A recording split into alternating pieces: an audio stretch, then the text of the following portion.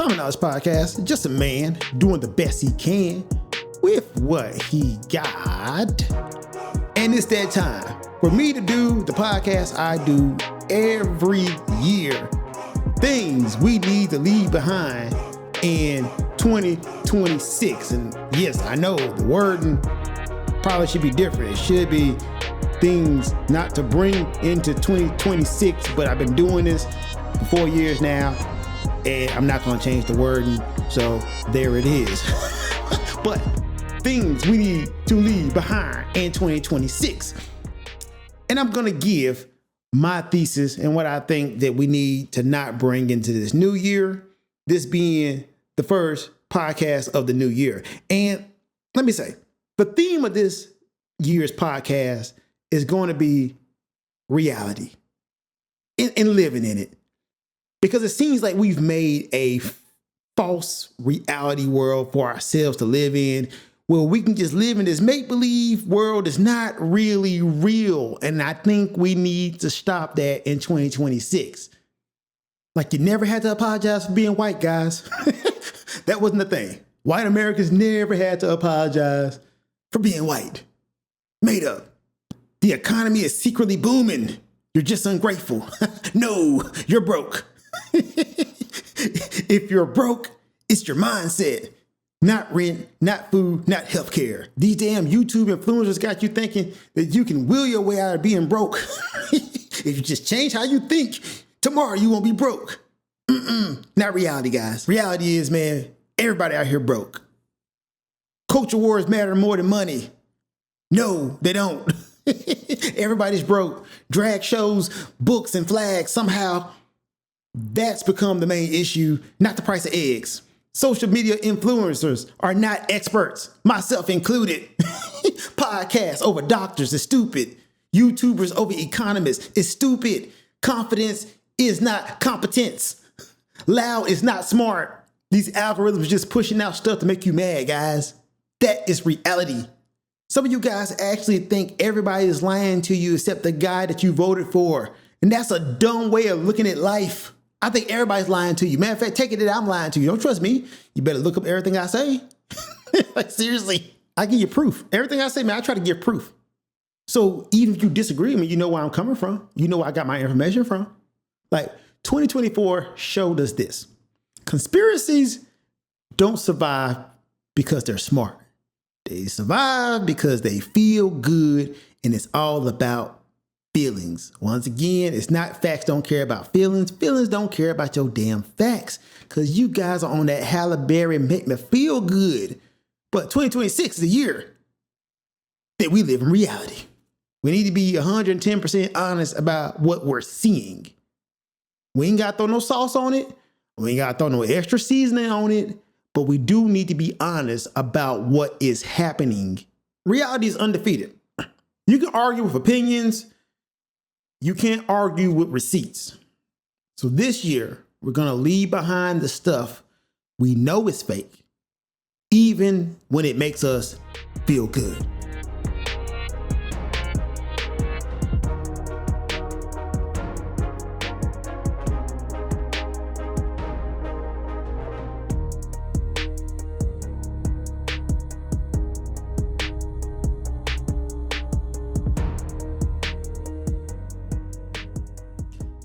The first thing we need to leave behind in 2026 is the internet tough guy. This is the end of the internet tough guy. The online alpha culture that sells you the facade of confidence as cruelty, or masculinity as control, and money as morality has to end. And it was a hard 2025 for the manosphere. And I have been a long advocate of the manosphere dying, because most of these people are using the manosphere to exploit, make money, and confuse or indoctrinate younger men. And one of the main culprits was Andrew Tate. And Andrew Tate only works because there is a certain sect of men who are looking for somebody to blame for themselves being mediocre. That's the only way Andrew Tate works, because he's a part of a wider online manosphere ecosystem that pushes male supremacy and anti-feminist ideas, often wrapped in self-improvement language. That was the Fresh and Fit guys. A couple of ugly ass dudes who use their money to get girls complaining because they use their money to get girls. That was Kevin Samuels. The whole get down was to, hey, make an entertaining product, but overall push the narrative that women are asking for too much. And it only works because a lot of guys are lonely. The only guys I know personally that fell for this Andrew Tate shtick was dudes I knew who personally couldn't get ass. I'm just being honest. Like dudes who could not find out how to be their true and authentic selves leaned on Andrew Tate. He became de facto daddy for a lot of these people. Like, a lot of researchers have directly analyzed Andrew Tate's content as a high volume producer of masculinity messages online, and they all come up with the same conclusion. And that conclusion is, it's a hustle. They're doing this for engagement and money. They're just trying to make money off you guys. They're doing all this shit as a joke, as a game. They don't care. It's an act. And the real punchline, how you know this is an act, is that quote unquote boxing match Andrew Tate had. And a lot of folks are reveling in him being knocked out. And it wouldn't be so funny if a lot of you guys didn't actually believe this guy was a real fighter. Like, seriously, I did kickboxing for multiple years, trained in Japan, and I didn't know anybody in America, Japan, or even in Australia. The places I've trained at, I don't know anybody who ever took Andrew Tate as a serious fighter. Not a one. Nobody, right? But him getting knocked out was kind of the death blow of everything this man been saying. And let me just say this, guys. Any fighter knows you can't beat up the world. And I had a trainer, John Trent, that told me, man, if you've never lost a fight, you never fought anybody tough.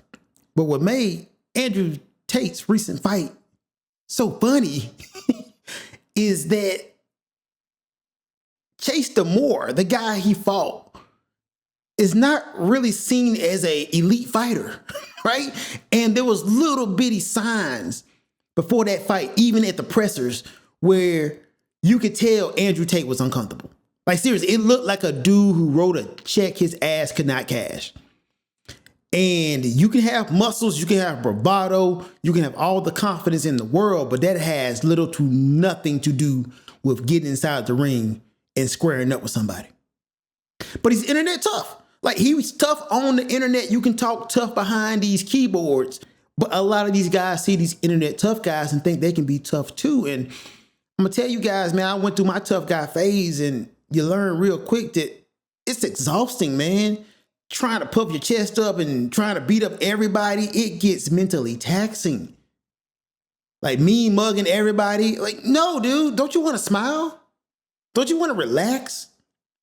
Don't you want to take your girl out and not like worry about who's looking at her and if you're being disrespected, handle it then. But worrying about it and looking for confrontation is a loser's way. When I go out now, if you disrespect me, we can handle it. I'm going to try to talk it out with you honestly. Like, look, man, you apologize, we can move on. But I'm not looking for conflict anymore, dude. I'm really not. Like, seriously, especially if I can walk away. If I can walk away from a conflict, even better. Because 9 out of 10, dog, I'm not going to be thinking about you a week from now. Oh my God, you said some stupid shit now. A week from now, I'm not going to be thinking about you. If your masculinity requires you to disrespect women, bully men, and flex on broke people, that's not strength, man. That's just insecurity with Wi-Fi. right? And that's what Andrew Tate brand was based on. Insecurity. Hey man, cover up your insecurities by being a dick, by being a big jerk. You can cover up all your insecurities. And a lot of young dudes, they were just looking for direction. And the internet is full of these shysters selling them shortcuts. It takes a lot to know who you are, a lot to find out who you are. But real confidence don't come from the need of an audience. You don't need an audience for confidence, dude. If you gotta threaten people to feel like a man, you're not tough, man. You're fragile. You're a wimp. And when a society worships fake power online, it becomes easier to protect real abusers in real life. And that's what Andrew Tate is. An abuser. The man has multiple sex trafficking charges against him right now. In Romania. Him and his brother Tristan. This is not anybody we should be praising or propping up. But in 2026, man, let's let it go. Find your own way. The manosphere must die. And it starts with the death of the internet tough guy.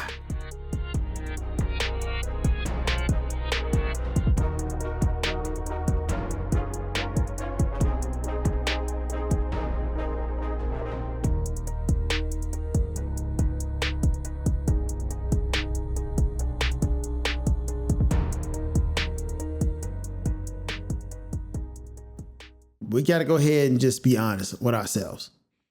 America is ran by sexual derelicts, abusers, and pedophiles.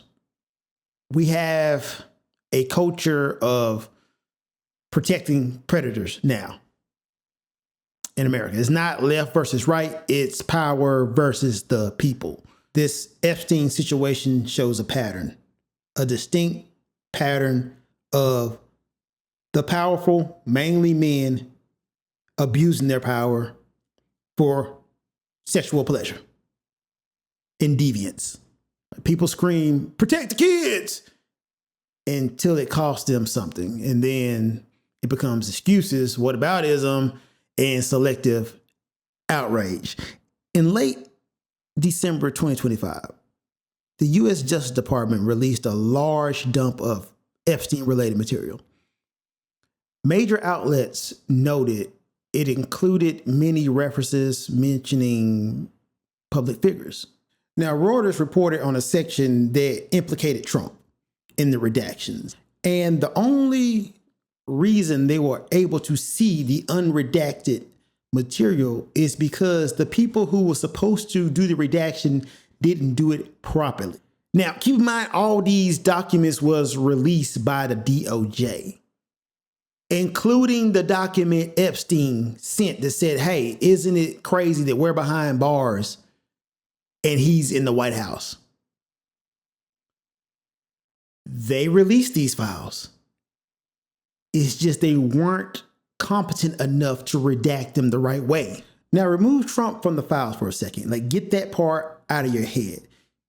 Those files showed Epstein's recruitment pipeline, his predator-like behavior, and his network.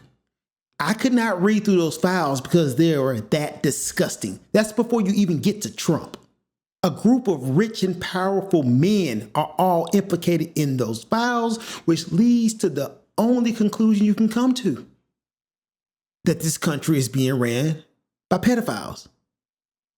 Immense money gets you access to anything. And that's the real problem with these Epstein files, and the problem we need to face. Trump, 4 times during his campaign, invoked the name of Epstein. The 2 podcasters that are running the FBI invoked Epstein.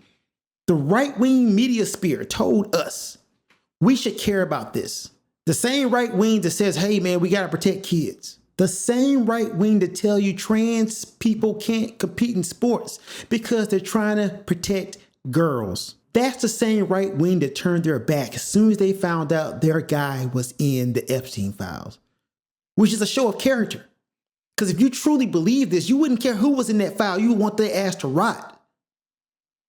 But the pivot was made that once they found out Trump was in those files, they started bringing up Democrats. Oh, well, Bill Clinton is in those files. How about this famous dude? I don't give a damn. They all can rot in the same jail cell for all I care. I don't care. And furthermore, I care now because you told me to care. Right wing? The Biden campaign didn't make this a promise. Kamala Harris didn't run on this. This cannot be a left-wing hoax if the right brung it up. And we need to live in reality. That is what's happening. That is what happened. The current administration is protecting a sex abuser. Many of you guys supported a sex abuser. That's what's happening. You have no morals. You have no scruples. You're just riding for your side. And the safety and abuse of women don't matter to you. Doesn't matter. You don't care. Megyn Kelly trying to make a R. Kelly distinction. Well, what is child? 15 years old versus 8. Mike Johnson, all you guys are enablers. You don't care.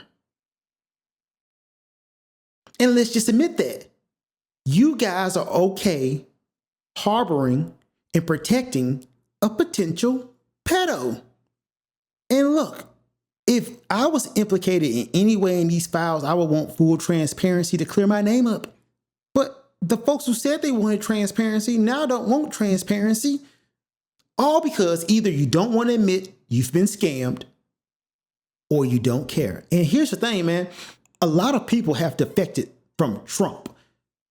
Republican Thomas Massey from Kentucky defected. Republican Haley Robinson defected. Marjorie Taylor Greene defected. But the problem with people who have been scammed is it's hard for them to admit they've been scammed, so they keep the scam going on longer. But I'm telling you, in 2026, just pull off the veil. Pull back the curtain. This is not a Democrat or Republican thing. It's a power thing. People in power, mostly men, are using their power and abusing it to do sexual debauchery. Isn't this why we have the Mann Act? And let me just say again, I don't give a damn what political party anybody in them files are. They all should be addressed and they all can rot in the same damn cell. In 2026, let's live in reality. And while people are distracted by team sports and culture war issues, the rich keep running off with the money and skirting responsibility. And the rest of us just keep paying more for less. Like, this is all it's about, man. The problem, the bigger problem isn't just the predators. It's the enablers. It's the folks who will protect power because they think one day they'll get a seat at the table, and I'm convinced that's what it is. A lot of y'all are okay protecting these predators because you feel like, hey, one day I'll get all that power and I can take advantage of these people. And let me tell you guys, man, it ain't gonna happen. Like, seriously. Most of you guys are going to be broke. You're broke now and you're gonna be broke. You're not gonna get a seat at the table. One thing that was amazing, I can say amazing, one thing that was amazingly disgusting this year, every time I went down my Facebook timeline, damn near every day, I would see a story about sexual abusers. And I don't know what this says about me, but it got so regular to the point I started taking pictures every time I saw one. And let me just go through my Pictures. A North Carolina school employee was among those arrested in an undercover South Carolina sting operation regarding suspected child predators.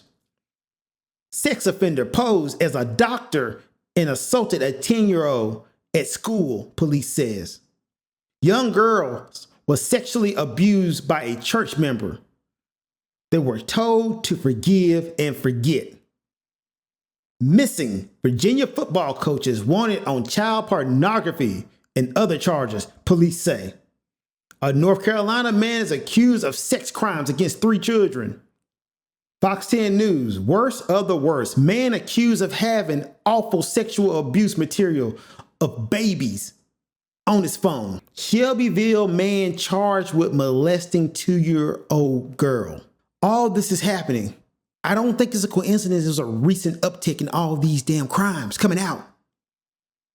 Rot starts from the top. It's a reason why you attack the powerful and bring them down. It's called a deterrent. Like seriously, when police officers go after drug kingpins and take them down, because it sends a message to everybody at the bottom that they can be next. And we need to start cleaning up the rot at the top. All these rich and powerful people out here doing this sexual debauchery, we need to take their asses down, because the world is getting crazy. All these psychos and these sick fucks are feeling empowered. They're doing more. And here's the thing, guys. Here's the thing. These guys got caught. These are the ones that are getting caught. How many more we don't know about? In 2026, I don't want to hear a mumbling damn word about protecting children if we're not going after these sick fucks on the Epstein file. Because you don't care about protecting. You have the evidence right there that you can put out and people you can go after that you're not doing. If you're not going to do that, shut up about protecting women. Shut up about trans people in sports. Shut up about all these damn culture issues if you're not going to fix the problem. We already know this here. And what we do know is the guy in the White House is in the file of the guy who was a sexual abuser. Live in reality.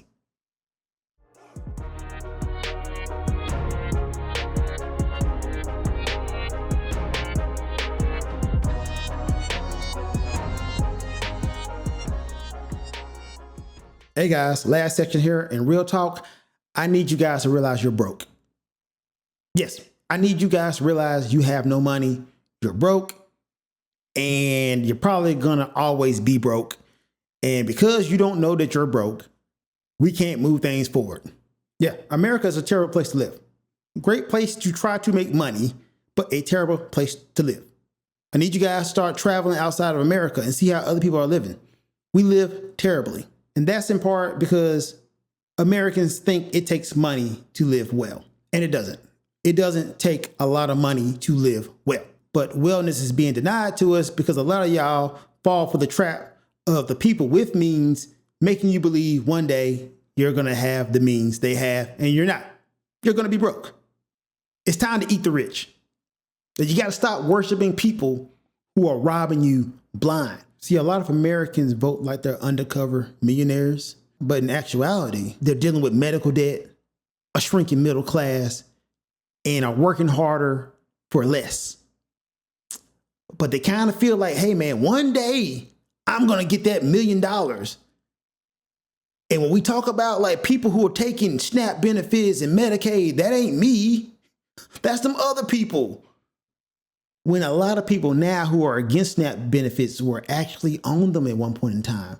Do you guys know that SNAP benefits are temporary? Yeah, they're not a forever thing.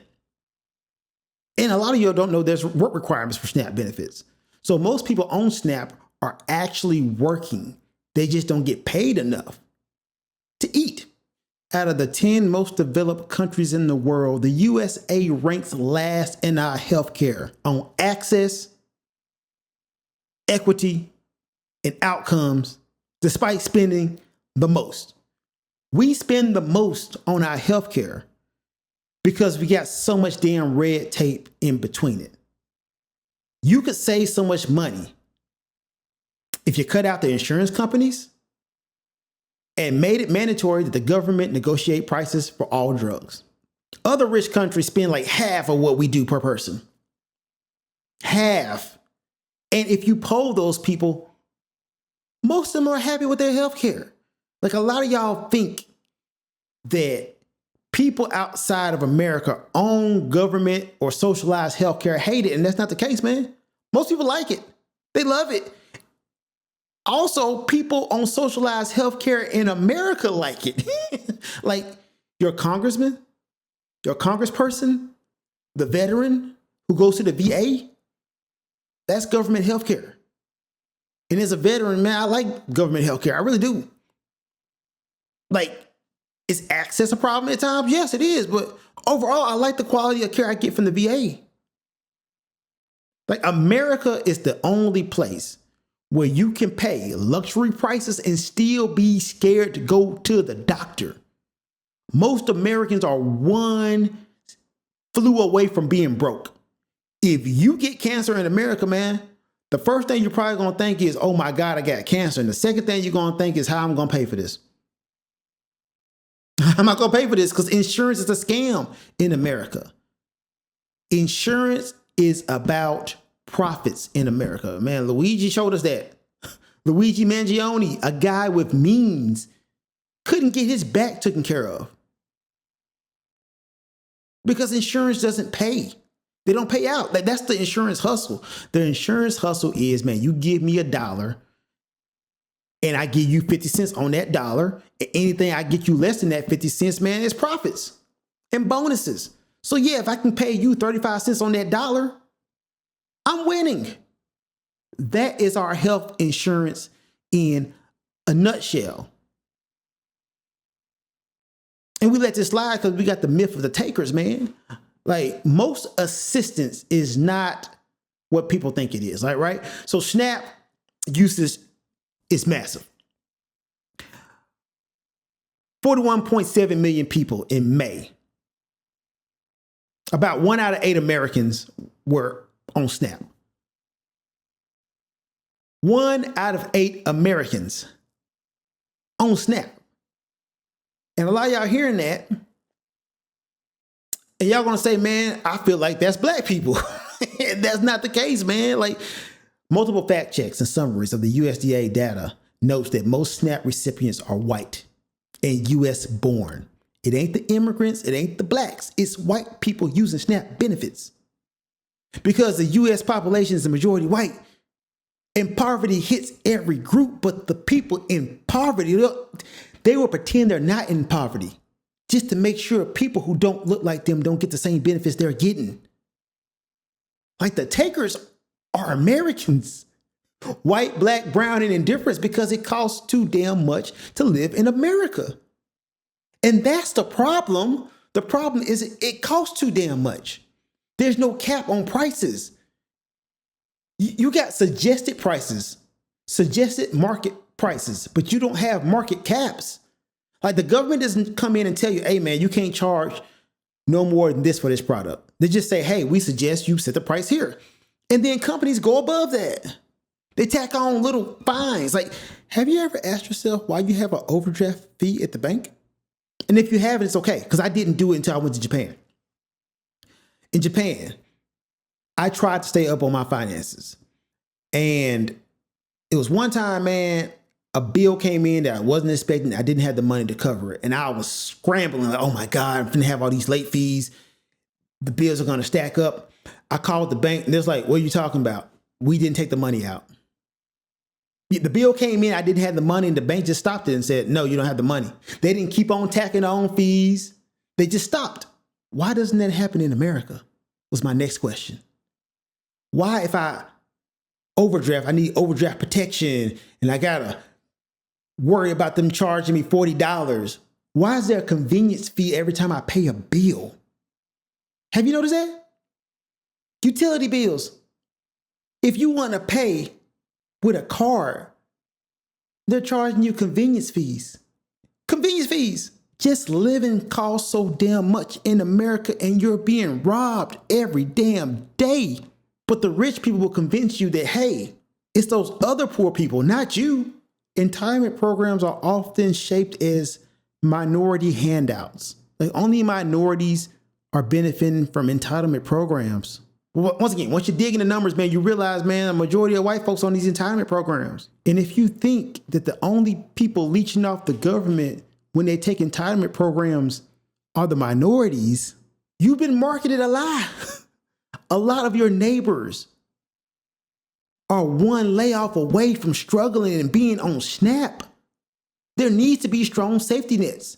The truth of the matter is the middle class is shrinking, man. There is a wealth concentration at the top. There's a Pew report that shows the share of Americans in middle class or middle income household has fallen long term, and the middle class share of total income has dropped since 1970. It has been a race to the bottom. But a lot of folks still feel superior morally or for other reasons because of culture war issues.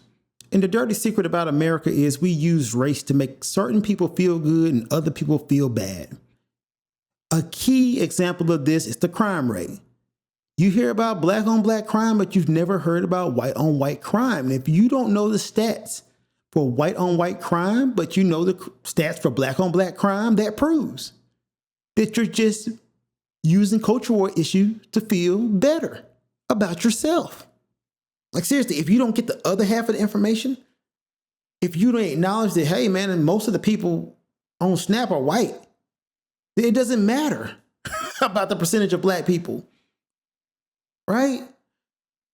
Racism has been used to block progress and healthcare advances in America historically. History shows race and segregation politics shaped how Americans built and blocked healthcare access. A lot of Southern politicians were against nationalized healthcare because they didn't want the hospitals to be integrated. They didn't want those blacks being with the white babies. But even poor whites would have benefited from nationalized healthcare. Hell, the government had to weaponize Medicare benefits to hospitals to get them to desegregate. Like, look that up. A lot of hospitals denied Medicare for the longest because they didn't want integration. America has a long tradition of, if it helps them, I don't want it, even if it helps me. And that is expensive, man. Like seriously, in 2026, stop cosplaying like you're rich. No more fake tough guys. No more protecting predators because they got a D or R by their name. No more worshiping rich people while we can't afford a doctor. This is a year of reality. Reality is here, and we need to face it because we can't fix it until we face the problem. And that's the Common Knowledge Podcast. Thank you guys for rocking with me for the last 4 years. Here's to a strong 2026. Like, share, tell your friends. All my haters, I love you too. Peace.